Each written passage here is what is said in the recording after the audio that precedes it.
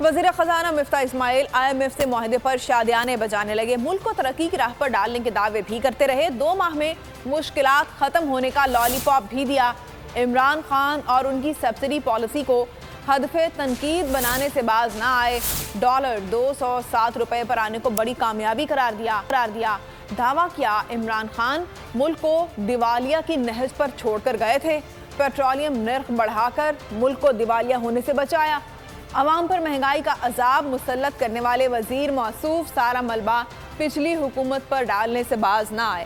آٹا چینی کی قیمتوں میں کمی کا مزے کا خیز دعویٰ بھی کر دیا۔ بولے ٹیکس بڑھائیں گے مگر امیروں سے ٹیکس لیں گے۔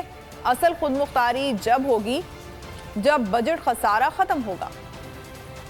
پاکستان کے اندر ہمیشہ یہ ہوتا ہے کہ غریب نے ٹیکس دیا ہے، اللہ تعالیٰ کی مہربانی سے شہباز شریف کی اس حکومت میں ہم ٹیکس بڑھائیں گے لیکن امیر لوگوں سے ٹیکس لیں گے۔ 4 سال عمران خان کی حکومت رہی ہے، آپ یہ دیکھیں کہ کتنا ڈیفیسٹ بڑھ گیا۔ پاکستان کی تاریخ کے 4 بڑے خسارے عمران خان نے کیے ہیں۔ تو بھائی آپ پاکستان کو دیوالیے کی نیش پہ چھوڑ کے گئے تھے۔ حکومت کے چلانے سے 3 گنا زیادہ خرچہ جو تھا وہ آپ صرف پیٹرول اور ڈیزل کی سبسڈی میں کر رہے تھے، صرف اپنی حکومت بچانے کے لیے۔ شری لنکا بنا رہے تھے آپ پاکستان کو، بولتے تھے کہ ہم آلو پیاز کی پرائس کی فکر نہیں کرنے آئے۔ تو بھائی تم کیا کرنے آئے تھے؟ 5 روپے جو ہے وہ ڈالر کے سامنے روپیہ بھی بڑھا ہے، 207 پہ آ گیا ہے۔ جو ہم نے یہ پیٹرول کی پرائس بڑھائی ہے، جو ڈیزل کی پرائس بڑھائی ہے، اس سے پاکستان کو سبسکرائب کریں اور بیل دبائیں تاکہ کوئی خبر رہ نہ جائے۔